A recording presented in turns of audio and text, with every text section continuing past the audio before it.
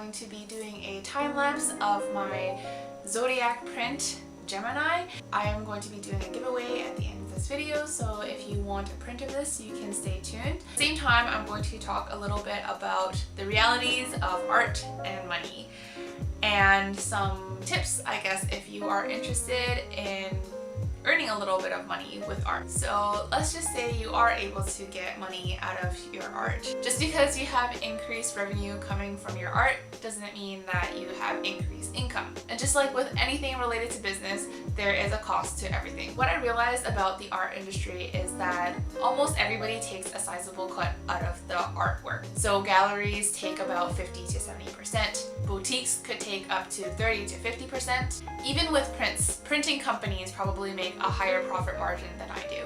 If you were to own your own printer, then the startup cost to that is extremely high. Even with selling online, there are various fees and shipping costs that you have to keep in mind. Not to mention, if you were to advertise your art in a gallery, you would have to pay certain fees to actually get your art up onto the wall. In festivals, there are high booth fees. Let's say you do get into these art festivals, some of this promotion will actually help and some of it actually might not. With all of these expenses, I feel like the director and the owner and the creator of all these platforms are actually earning more money than the artist itself. With art already being a luxury item, there's this wonderful thing called an economic downturn that sometimes occurs that really just does wonders on art sale. Art is a very risky career. It's already well known and it doesn't make it any easier to hear, but art is not a very stable career. It's not going to provide you a steady stream of income because there is no such thing as a salary. The reality of the situation is that people's tastes are constantly changing. You might be popular one day, but you might not be popular the next day. And this just means that success could be extinguished as soon as it came in. Art is very unpredictable. You can make a ton of money from prints and commissions one month, and you can make absolutely nothing the next. Just like with any other business out there, you have to make certain investments before you can expect return coming out of it. And this will probably mean that you will be operating at a deficit for a period of time. You have to be okay with not knowing when you'll be expecting returns. If you want to sell your art, you have to create demand for it. If you want to build demand for it, you need your art to be seen.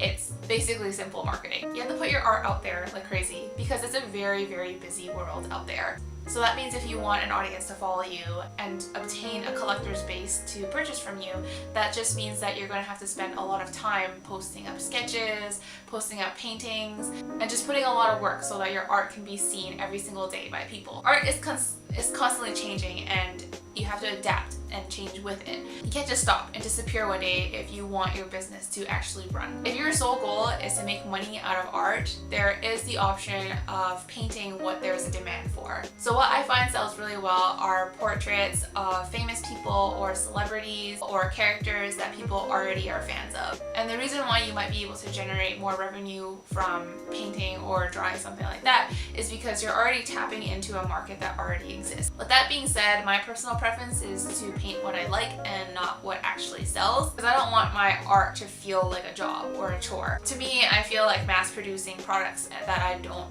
fully am passionate about is a bit meaningless. But everybody has different intentions and goals for their business, so I don't think that there is a very singular answer for this in terms of whether or not you should produce what sells or produce what you like. There's a possibility that you could do 50-50, like 50% of the time you're painting or drawing portraits and what actually sells, and 50% of the time you could be slipping in something that you actually really like doing. I think when it comes to art and money, there is just things that you have to be realistic about. It might be realizing that art is not going to sustain you as your only career and that you might need a big boy job somewhere to fund your McDonald's lunch and breakfast, because you know you have to eat and pay the bills at some point in life. Paint fumes are not exactly going to keep you alive forever. If you're gonna have to work a 9-to-5 job or work part-time in order to pay the bills, that's just something that you're gonna have to do.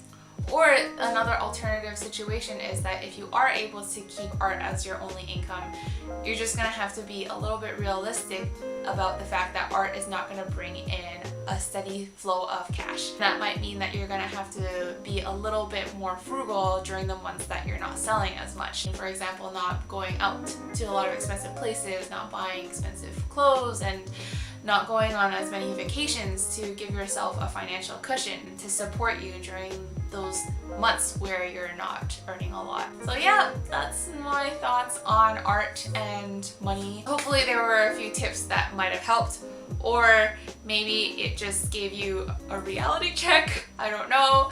I'm going to be giving away a print of my Gemini sketch on my social media accounts, so Facebook and Instagram.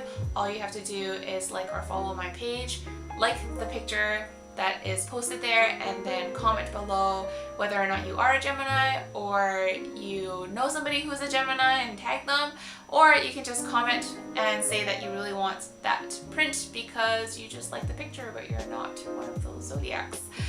And yep, that is everything for today. Thank you so much. Bye.